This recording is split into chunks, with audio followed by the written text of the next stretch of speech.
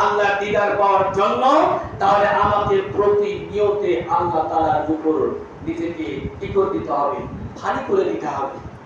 প্রত্যেকটা কাজের শুরুতে বলেছি, প্রত্যেকটা কাজের শুরুতে আল্লাহ কি একটা কাজ দিলেন, বান্দা তুই প্রত্যেকটা কাজের শুরুতে কি করো, বিসমিল্লাহির রহমানির রহিম, আর ওইটার প্রতি উপলব্ধি কর।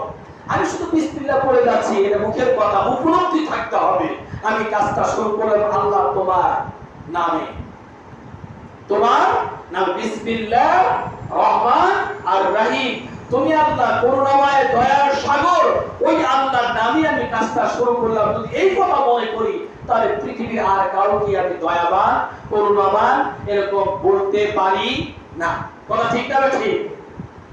যখন আমার আকীদার মধ্যে একত্ববাদটা বসে যাবে, আমি যদি প্রত্যেকটা কাজ এই কাজের মানে কাজের অনুপাতে করতে